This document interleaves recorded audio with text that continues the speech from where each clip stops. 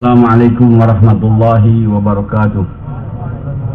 Alhamdulillah nahmaduhu wa nasta'inuhu wa nastaghfiruh wa na'udzu billahi min shururi anfusina wa min sayyiati a'malina. May yahdihillahu fala mudilla lahu wa may yudlilhu fala hadiya lahu. Asyhadu an la ilaha illallah wahdahu la syarika lahu وأشهد أن محمدا عبده ورسوله لا نبي بعده. اللهم صل وسلم وبارك على رسوله الكريم وعلى آله وصحبه أجمعين. قال الله تعالى في القرآن الكريم بعد أعوذ بالله من الشيطان الرجيم يا أيها الناس اعبدوا ربكم الذي خلقكم والذين من قبلكم لعلكم تتقون. Sadaqallahul Azim. Para bapak, saudara-saudara, hadirin kaum muslimin yang mulia. Di dalam tubuh kita manusia ini ada 3 rongga. Dalam tubuh kita ini manusia ada 3 rongga. Yang pertama rongga perut, yang kedua rongga kepala, dan yang ketiga adalah rongga dada. Rongga perut isinya adalah perut besar dan usus, tempat menampung makanan dan minuman. Rongga kepala isinya adalah otak, tempat menyimpan ilmu pengetahuan dan pengalaman-pengalaman. Dan rongga dada isinya adalah hati, tempat menyimpan iman atau keyakinan. Hadirin yang mulia, kalau manusia usaha atas perutnya, memasukkan makanan dan minuman yang baik secara teratur, dia akan dapat manfaat, akan menaikkan tetap tenaga. Dengan tenaganya dia bisa akan menyelesaikan pekerjaan-pekerjaan, urusan-urusan. Bahkan banyak manusia mencari nafkah dengan kekuatan jasadnya, yaitu para pekerja keras, orang tukang kuli pinggul, itu dengan tenaga. Maka mereka perlu menjaga, memasukkan makanan dengan teratur, minuman dengan teratur, sehingga dia dapat kesehatan dan kekuatan. Tetapi orang yang mengisi otaknya dengan ilmu pengetahuan, dia derajatnya lebih tinggi dari hanya orang yang mengisi perutnya dengan makanan saja. Misalnya, para pemilik pabrik itu memainkan otaknya, pengetahuannya, bagaimana menjalankan perusahaan. Sedangkan pegawai-pegawai di pabrik itu kuli-kuli kasar. Pegawai-pegawai di pabrik dapat gaji, dapat pendapatan. Tetapi pemilik pabrik yang menggunakan otaknya dapat penghasilan lebih besar daripada para pekerja pabrik. Demikian juga olahragawan sangat penting menjaga makanan dan minuman yang masuk ke perutnya dengan teratur supaya dia mencapai prestasi. Tapi para promotor, para sponsor promotor daripada olahragawan yang menggunakan otaknya, dia lebih tinggi derajatnya daripada olahragawan itu sendiri. Misalnya petinju, dia bertinju, berlatih, kadang-kadang kena tonjok, kena pukul, babak belur. Kalau dia bertanding, dia menang jadi juara, dapat uang. Tetapi promotornya yang mengatur pertandingan, yang menjual tiket, dia tidak pernah berlatih, tidak pernah kena tonjok, tidak pernah babak belur, tapi dapat uang lebih banyak daripada petinju itu sendiri. Tapi hadirin, yang paling tinggi dalam tubuh manusia ini bukan perut, bukan otak, tetapi adalah hati. Hati ini tempat menyimpan iman. Para nabi dan para rasul seluruhnya diutus oleh Allah untuk berusaha atas hati manusia, yaitu bagaimana memiliki keyakinan yang benar, iman yang benar. Kalau orang hanya berjuang atas otaknya saja, mengisi otaknya dengan pengetahuan dan pengalaman-pengalaman, tetap rendah dan akan tertipu. Karena otak tidak mengetahui kebenaran. dia hanya nampak yang zahir-zahir saja. Sedangkan yang hak itu adalah yang batin, yang tidak bisa dicerna oleh otak, yang hanya bisa diterima oleh hati. Itulah iman. Untuk mengetahui adanya Allah, kemahakuasaan Allah, adanya kehidupan akhirat yang abadi, berpengaruhnya amal kepada manusia, itu hanya diterima oleh hati, tidak bisa diterima oleh otak. Perkara kebesaran Allah, perkara kehidupan akhirat, perkara yang gaib-gaib ini otak tidak bisa mencerna. Tetapi ini dapat dicerna kebenaran yang hak itu dengan hati. Allah Subhanahu wa Ta'ala mengirim 124.000 nabi dan rasul, usaha atas manusia, yaitu bukan usaha atas perut, bukan usaha atas otak, tapi usaha atas hati manusia. Partikel bagian yang paling penting dalam tubuh manusia adalah hati. Hadirin, jadi perkara iman, perkara yang gaib ini tidak bisa dicerna oleh otak. Misalnya Allah itu tidak berawal, tidak berakhir, otak tidak bisa terima. Macam mana itu? Tidak di atas, tidak di bawah, tidak menyerupai sesuatu, susah dipikirkan dengan otak. Tetapi itu bisa diterima oleh hati. Salah satu contoh, sewaktu Rasulullah sallallahu alaihi wasallam Mi'raj, naik ke langit, ke Sidratul Muntaha bersama Jibril alaihissalam, dalam tempo 1 malam berjalan dari Masjidil Haram ke Masjidil Aqsa, naik ke langit yang 7, bahkan ke Sidratul Muntaha, balik dalam 1 malam. Ada seorang Yahudi, dia susah memikirkan dengan otaknya, macam mana mungkin perjalanan, belum waktu itu belum ada pesawat terbang, belum ada roket, belum ada jet, itu pun tidak bisa ditempuh dengan jet roket ke langit ke-7, pulang dalam 1 malam. Tetapi untuk dibantah tidak bisa, sebab bukti-bukti menyatakan. Sampai ditanyakan berapa tiang ada di Masjidil Aqsa, Rasulullah SAW jawab, dan betul. Jadi si Yahudi ini, bagaimana mungkin orang berjalan dari Masjidil Haram ke Masjidil Aqsa saja nggak mungkin selesai dalam 1 malam. Waktu itu tempuh dalam berbulan-bulan, apalagi naik ke langit. Jadi otaknya tidak bisa terima, tapi tidak bisa dibantah. Ini Yahudi bukan tinggal di Mekah, mungkin ditinggal di Palestina. Mendengar kabar Islam Mi'raj Rasulullah SAW, otaknya tidak bisa terima, tapi tidak bisa dibantah. Bukti-bukti menyatakan demikian. Maka satu hari katanya, dia motong ayam satu pagi dan diserahkan kepada istrinya. Kata si Yahudi, jadi tolong masakan ayam ini, saya akan pergi mandi, habis pulang mandi nanti aku akan sarapan pagi dengan ayam tadi. Dia pergi mandi, katanya mandinya ke sungai. Waktu dia mandi di sungai, dia menyelam ke dalam air, tahu-tahu ada suara, boom, begitu. Waktu dia keluar dari air itu, dia berubah jadi perempuan. Laki-laki yang tidak ada berubah jadi perempuan. Dan pakaian yang dia tadi taruh di situ tidak ada. Jadi dia kebingungan, perempuan dalam air tidak berpakaian. Bagaimana mau naik ke atas? Tahu-tahu ada laki-laki lewat, melemparkan kain untuknya.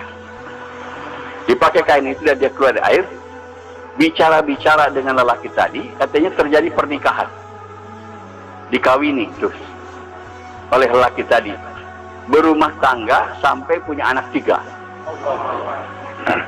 Satu hari setelah punya anak 3, dia mandi di sungai yang sama. Waktu menyelam terdengar suara lagi. Waktu keluar dari air dia berubah jadi laki-laki lagi.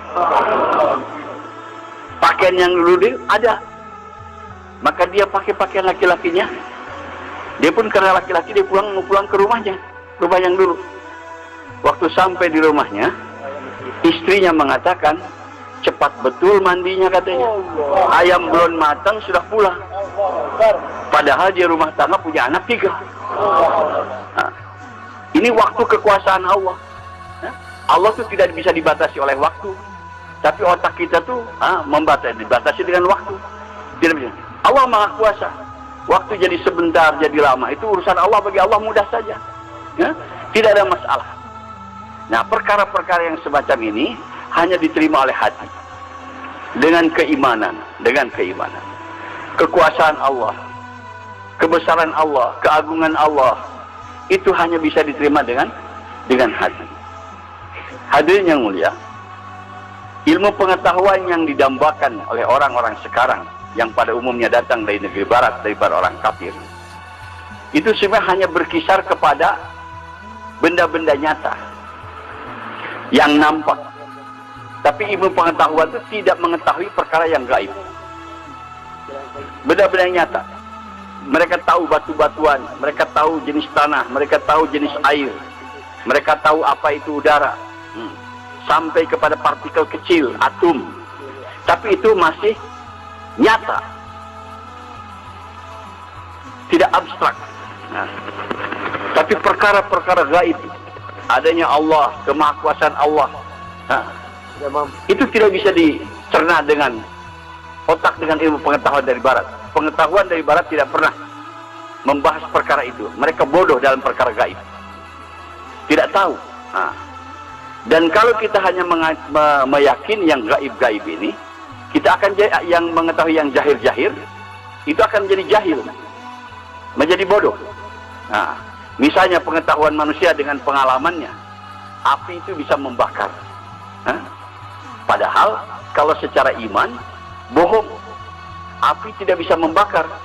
Yang bisa membakar adalah Allah Subhanahu wa Ta'ala. Dengan pengetahuan manusia, obat itu bisa menyembuhkan penyakit. Padahal secara hakikat, bohong. Obat itu tidak bisa menyembuhkan penyakit. Yang bisa menyembuhkan penyakit adalah Allah Subhanahu wa Ta'ala. Ilmu pengetahuan mengajarkan proses terjadinya turunnya hujan. Air laut kena panas matahari, menguap ke udara. Di udara karena tiup angin ke daerah yang dingin, mengembun jadi butir-butir air, akhirnya turun menjadi hujan. Ilmu pengetahuan tahunya begitu. Proses hujan itu air laut menguap jadi awan, awan kena udara dingin, mengembun jadi air, turun hujan. Tahunya begitu prosesnya. Padahal yang sebetulnya hujan itu diturunkan oleh Allah Subhanahu wa Ta'ala. Mereka tidak tahu di mana kekuasaan Allah yang menurunkan hujan itu. Tahunya proses saja begitu. Padahal proses itu satu tipuan. Satu tipuan. Allah tuh kalau mau membentuk sesuatu, menciptakan sesuatu, bisa melalui proses dan bisa juga tanpa proses. Ija aradallaha say'an ayyakula lahu kun fayakun. Kalau Allah menghendaki menciptakan sesuatu, hanya dengan mengatakan jadi, kun, maka akan jadi. Pada umumnya, ini sebagai tipuan buat kita, ujian keimanan. Allah membuat segala sesuatu di dunia ini dengan proses. Misalnya, terjadinya ular dari telur, menetas menjadi ular yang kecil, bertahun-tahun jadi besar, gitu kan? Ada tulangnya, ada dagingnya. Itu proses yang umum. Itu namanya sunnatullah. Tetapi Allah dengan kuasanya, dengan kudratnya, dengan kudratullah, bisa merubah tongkat Nabi Musa menjadi ular serta-merta. Tongkat itu mungkin dari bambu atau mungkin dari kayu yang partikelnya lain, benda mati. Tapi setelah diciptakan oleh Allah jadi ular serta-merta, tidak melalui telur lagi, tidak melalui proses membesar lagi, langsung besar. Dan ada tulangnya, ada dagingnya, lengkap sebagai ular yang sempurna. Itu namanya kudratullah. Kudratullah. Nah, sunnatullah ini proses sering menipu kepada kehidupan manusia. Jadi perkara-perkara gaib ini, hadirin, tidak bisa diterima oleh otak, tapi akan diterima oleh hati, dengan iman, Pernah serombongan sahabat radhiyallahu anhum yang dipimpin oleh A'la al-Hadrami sedang berjuang di jalan Allah, bergerak di padang pasir. Tahu-tahu mereka kehabisan air, perbekalan air kehabisan. Sudah mereka mulai haus, tidak mandi, tidak cuci. Maka mengadu kepada pimpinan rombongan bahwa air habis. Kata Al-Hadrami, kita bertayamum, sholat, doa, mohon kepada Allah. Maka mereka lakukan itu. Mereka bertayamum, sholat, doa mohon kepada Allah. Setelah itu dilanjutkan perjalanan. Belum lama melanjutkan perjalanan, mereka jumpa dengan sungai yang jernih, mengalir. Maka mereka selesaikan hajat-hajat mereka. Nah, minum sepuasnya, mandi, cuci, bahkan singgah beberapa lama istirahat di pinggir sungai itu. Nah, setelah selesai istirahatnya dan menyelesaikan hajat-hajatnya, mereka isi tempat-tempat air mereka dengan air, lanjutkan perjalanan. Tidak lama melanjutkan perjalanan, ada seorang sahabat lupa ketinggalan tempat airnya di pinggir sungai. Maka dia minta izin kepada amir pimpinan rombongan untuk mengambil itu tempat airnya. Diizinkan, dia pergi sendiri ke belakang. Waktu dia pergi sendiri ke arah sungai, tempat air dijumpai di situ ada, tapi sungai sudah tidak ada lagi. Allah Subhanahu wa taala menciptakan sungai hanya untuk menolong para sahabat radhiyallahu anhu. Orang-orang yang berkecimpung dengan ilmu logika saja tidak bisa terima, macam mana mungkin ada sungai mendadak begitu diciptakan. Tidak bisa terima akalnya. Tapi dengan iman bagi Allah mudah. Langit, bumi tadinya tidak ada, diciptakan hanya dengan kun fayakun, kata Allah jadi, maka jadilah. Masa menciptakan sungai Allah tidak berkuasa? Itu perkara kecil bagi Allah Subhanahu wa taala. Tapi perkara-perkara ini hanya bisa diterima dengan orang yang iman, yakin kepada Allah Subhanahu wa taala. Hadirin yang mulia, orang-orang yang berkecimpung dalam ilmu pengetahuan yang logika, hanya membahas perkara itu, bahayanya hadirin menuju kepada ateisme. Banyak orang menjadi ateis seperti di Eropa, di Amerika sekarang, tidak beragama karena berkecimpung dalam pengetahuan logika saja. Segala sesuatu main logika begitu. Sehingga mereka tidak mengetahui kekuasaan Allah, tidak menerima kekuasaan Allah Subhanahu wa taala. Tidak ada lagi menyelesaikan masalah dengan doa, mohon pertolongan Allah, tetapi hanya dengan kecerdasan otak. Itu bodoh hadirin yang mulia. Segala sesuatu ditentukan oleh Allah Subhanahu wa taala. Yang benar kita harus munajat kepada Allah, harus taat kepada Allah Subhanahu wa taala. Baru Allah akan bereskan segala permasalahan kita. Ya hadirin, usaha yang paling tinggi ini bukan mengisi perut dengan makanan, bukan mengisi otak dengan ilmu pengetahuan, tapi adalah mengisi hati dengan iman, hadirin. Ini perkara yang paling penting. Kalau tidak, hidup kita akan tertipu. Hanya mengisi otak saja dengan ilmu pengetahuan. Sekarang dikatakan katanya apa?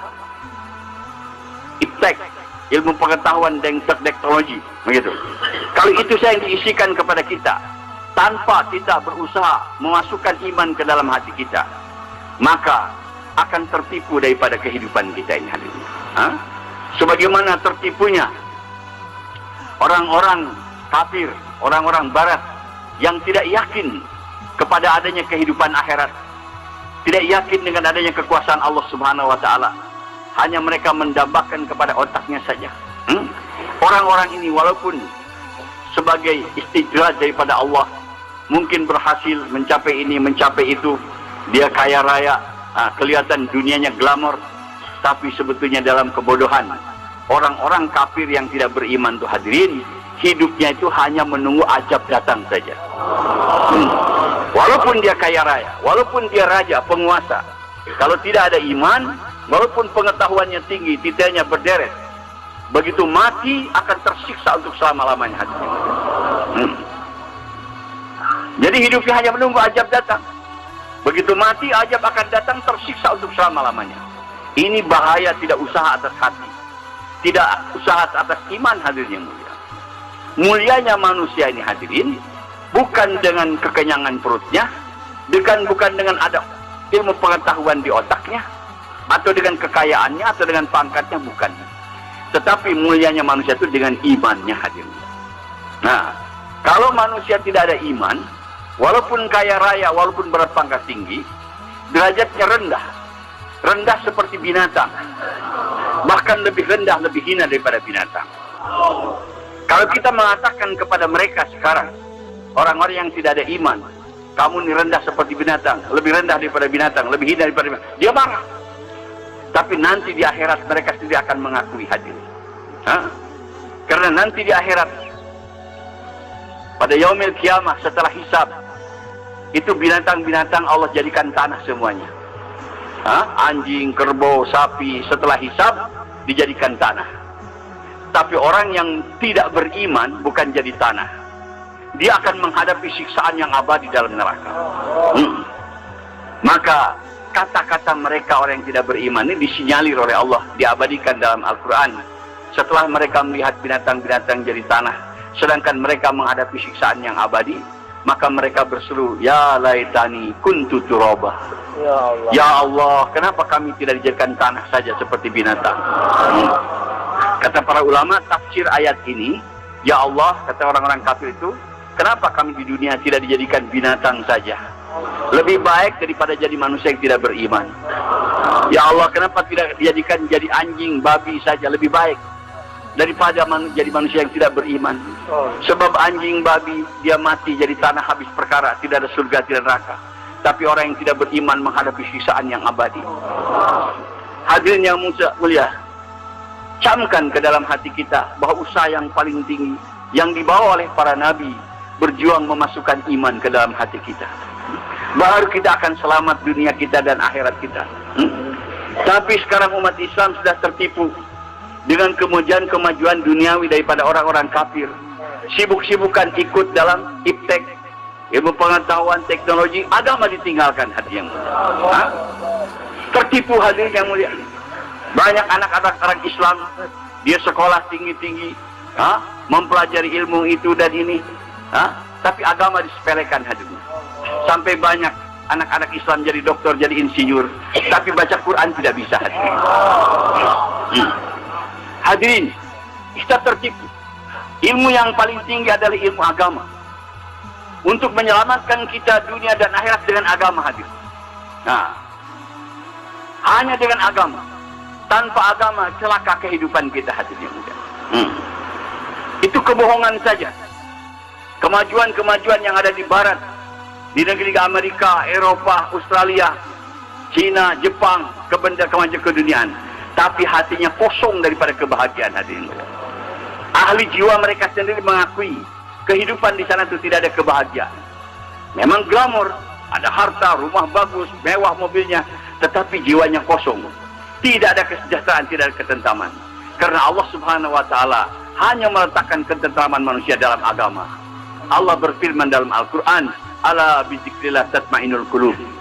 Sesungguhnya dengan zikir kepada Allah itu menenangkan jiwa. Zikir di sini kata para ulama bukan hanya kita mengucapkan la ilaha illallah, tapi taat kepada Allah Subhanahu wa taala. Sesungguhnya dengan taat kepada Allah, yaitu mengamalkan agama, maka jiwa akan tenang. Jiwa kita bukan tenang dengan banyak uang, dengan tinggi pangkat, dengan banyak harta, dengan rumah bagus, tidak. Tetapi dengan agama. Apabila kita taat kepada Allah, baru jiwa kita ini akan tentram hadirin. Kehidupan yang baik pun akan datang kepada manusia dengan agama. Bukan kehidupan yang baik akan diciptakan dengan kebendaan-kebendaan. Allah berfirman dalam Al-Quran, man amila salihan min zakarin aw unsa wa huwa mu'min fala nuhyanahu hayatan thayyibah. Barang siapa yang beramal soleh, baik laki-laki maupun perempuan, dan dia orang yang beriman, maka kami akan berikan kepadanya kehidupan yang baik. Kehidupan yang baik akan datang kepada kita dengan iman dan amal, yaitu dengan agama, dengan taat kepada Allah Subhanahu wa taala. Wallahi, kalau orang tidak taat kepada Allah, walaupun rumahnya daripada emas, pakaiannya daripada emas, makanannya mewah, wallahi tidak akan bahagia. Apalagi akhiratnya hadirin. Dunianya tidak akan bahagia. Tidak pernah ada manusia di dunia bahagia tanpa agama hadirin. Orang yang tanpa agama hanya kelihatan seperti bahagia, tapi kehidupannya dipenuhi dengan berbagai macam masalah, dengan kekhawatiran dan ketakutan. Kehidupan yang menakutkan hadirnya mulia. Allah Subhanahu wa taala para nabi usaha atas agama, usaha atas hak, mengetahui kebenaran, sehingga kita tidak bodoh. Orang yang tidak mempelajari perkara yang gaib, tertipu. Dia bekerja di kantor atau dagang di toko, disangkanya dengan dagang, dengan kerja itu, di situ mereka dapat rezeki datang. Padahal yang sebetulnya secara hak, rezeki daripada Allah Subhanahu wa taala. bukan dari kantor kita tempat bekerja, bukan dari tempat kita kedai berdagang, bukan sawah ladang tempat kita bertani. Itu tipuan yang sebetulnya adalah rezeki daripada Allah Subhanahu wa taala. Dan kita harus melihat dengan kenyataan. Bukan dengan banyak bekerja rezekinya banyak. Tidak, ada orang kerja keras mati-matian tapi susah rezekinya hadirin. Ada orang malas-malasan tapi kerja rezekinya dapat banyak. Kita lihat kenyataan. Ada orang rajin tapi miskin saja. Ada anak pemalas, nggak mau kerja, nggak mau dagang, tapi bapaknya kaya, ibunya kaya. Begitu ibu bapaknya mati, dia dapat warisan, jadi kaya hadirin yang mulia. Nah, bukan dari kecerdasan otaknya. Kadang-kadang ada orang tidak sekolah, buta huruf, tapi dia bisa punya perusahaan yang kerja di bawahnya sarjana-sarjana. Bisa terjadi hadirin yang mulia. Dan lihat, seorang bayi baru lahir, belum sekolah, belum tahu bagaimana cari rezeki. Tetapi Allah sudah berikan rezeki. Tadinya sebelum lahir, itu air susu pada ibunya tidak ada. Tapi setelah lahir bayi, Allah datangkan itu air susu pada ibunya. Yang mendatangkan air susu pada ibu untuk bayi itu bukan ibunya, bukan bapaknya. Sebelum lahir tidak ada. Setelah lahir Allah adakan. Dan aneh, kalau itu susu ibu dibedah hadirin, nggak ada itu air susu hadirin. Yang keluar akan darah saja. Siapa yang merubah di darah menjadi susu ini hadirin? Allah Subhanahu wa taala. Perkara yang hak ini hanya dengan iman bisa didapat. Hati akan bisa menerima perkara-perkara ini. Kalau kita hanya menuntut ilmu pengetahuan zahir saja, kehidupan kita akan tertipu. Sehingga orang akan takut dengan makhluk. Takut dengan api, takut dengan pisau, takut dengan pedang, takut dengan peluru. Padahal itu makhluk. Yang harus kita takuti sebetulnya Allah Subhanahu wa taala. Itu asbab saja. Manusia bisa terpotong dengan pisau, bisa terpenggal dengan pedang, bisa mati kena peluru. Asbab saja. Yang sebenarnya yang hak mematikan adalah Allah Subhanahu wa taala. Yuhyi wa yumit. Dialah yang menghidupkan dan dia yang mematikan. Bukan peluru, bukan pedang, bukan api, bukan Allah Subhanahu wa taala. Itulah makna la ilaha illallah. Di antara maksud la ilaha illallah di antara hadirin, bohongkan yang zahir, benarkan yang gaib. Yang zahir-zahir ini bohongkan. Api bisa membakar, bohong. Yang bisa membakar adalah Allah. Obat bisa menyembuhkan, bohong. Yang bisa menyembuhkan adalah Allah. Uang bisa menyenangkan, bohong. Yang bisa menyenangkan adalah Allah Subhanahu wa taala. Tapi karena kita tidak menuntut ilmu keimanan, kita yakin dengan benda-benda. Sebagaimana manusia banyak sekarang yakin dengan uang, karena kenyataan ini ujian daripada Allah. Kita dengan uang dari kecil, apabila kita memiliki uang bisa beli ini, beli itu, apa yang kehendak kita begitu. Sehingga orang sekarang semangat untuk mencari uang, siang dan malam siap untuk mendapatkan uang, dan seolah-olah mereka berkeyakinan segala-galanya dengan uang perkara beres. Padahal hadirin kalau dikaji banyak masalah yang tidak dapat diselesaikan dengan uang hadirin. Banyak.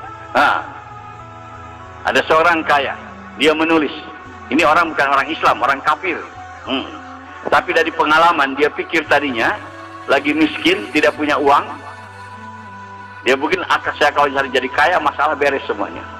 Jadi dia kerja keras sampai dia dapat kaya banyak uang. Tapi ternyata setelah banyak uang, banyak masalah tidak dapat diselesaikan dengan uang. Akhirnya dia menulis. Apa katanya? Apa yang dapat dibeli dengan uang? Dia bilang tempat tidur bisa dibeli dengan uang, tapi tidur gak bisa. Kalau tidur bisa dibeli dengan uang, orang kaya bisa tidur semua. Di dunia ini banyak orang kaya gak bisa tidur hadirin. Uang itu hanya mampu beli tempat tidur, beli kasur, sewa kamar hotel, bisa dengan uang. Nggak ada toko yang jualan tidur hadirin yang mulia. Terus dia bilang obat bisa dibeli dengan uang, tapi sehat gak bisa. Kalau sehat bisa dibeli dengan uang, orang kaya tidak sakit. Coba kalau kita datang ke rumah sakit, di situ banyak orang kaya yang sakit tadi. Bukan sakit aja, mati lagi. Kalau itu sehat bisa dibeli dengan uang, orang kaya tidak sakit. Duit itu hanya mampu beli obat, bayar jasa dokter, sewa rumah sakit, bisa dengan uang. Sehat nggak bisa. Di mana kita mau beli sehat? Nah, nggak ada. Hadirin. Siapa yang beri sehat kepada kita? Allah Subhanahu wa Ta'ala. Terus dia beli makanan. Makanan bisa dibeli dengan uang, tapi nikmat makan nggak bisa. Di Jakarta banyak orang kaya ingin nikmat makan. Makan restoran sini, nggak nikmat-nikmat hadirin.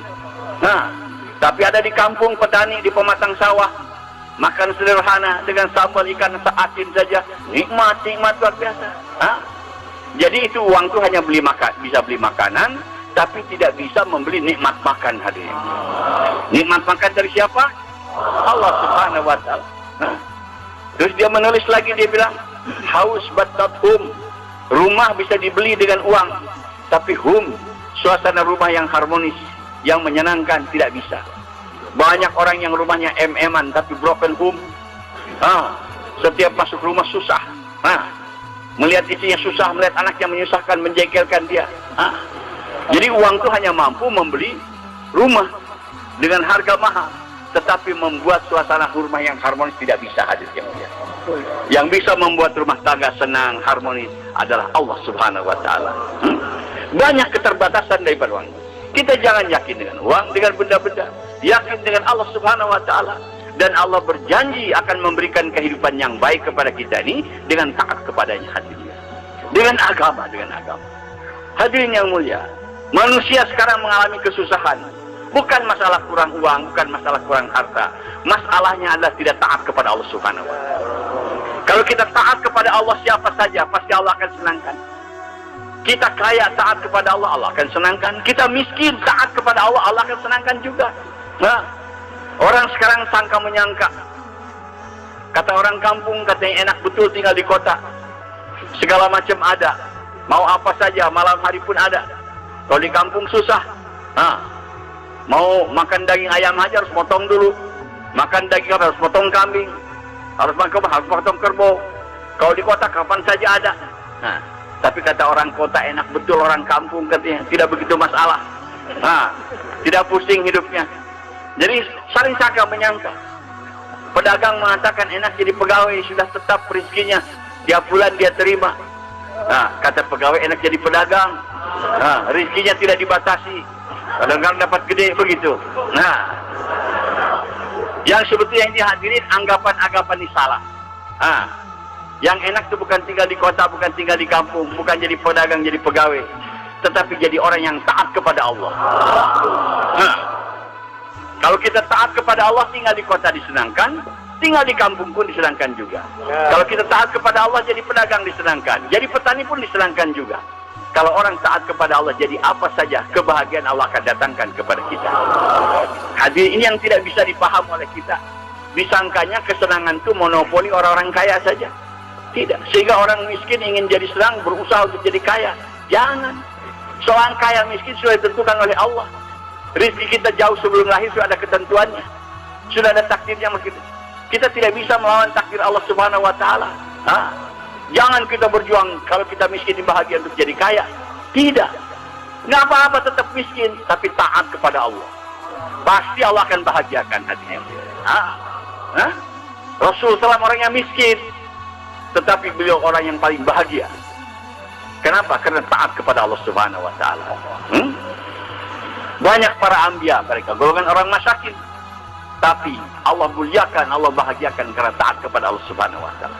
Jadi yakinkan betul hadirnya mulia bahwa yang akan membahagiakan kita ini adalah Allah. Asbabnya adalah kita taat kepadanya, itu mengamalkan agama Allah Subhanahu wa Ta'ala. Dan ini hanya bisa diterima dengan iman hadirnya. Asas agama adalah iman, yakin kepada Allah. Bahwa yang bisa mengkayakan kita, memiskinkan adalah Allah. Yang bisa menyenangkan, menyusahkan kita adalah Allah. Yang bisa menjadikan kita mulia dan hina adalah Allah. Yang bisa memberikan kita ketentraman dan kekhawatiran adalah Allah Subhanahu wa Ta'ala. Maka dengan jalan tawajuh kepada Allah, taat kepada Allah Subhanahu wa Ta'ala, baru Allah Subhanahu wa Ta'ala akan bahagiakan kita hadirin. Hadirin yang mulia, inilah perjuangan yang benar. Perjuangan bagaimana mendatangkan iman ke dalam hati kita. Ini perjuangan awal. Rasulullah sallallahu alaihi wasallam kurang lebih 13 tahun hadirin. Di Mekah berusaha memasukkan iman ke dalam hati-hati para sahabat radhiyallahu anhum supaya yakinnya benar. Hari ini hadirin yakin kita salah, yakinnya dengan harta, dengan kekayaan, dengan pangkat, sehingga mereka mengejar-ngejar ke sana. Kalau untuk dapat uang, jam berapapun siap, hadirin yang mulia.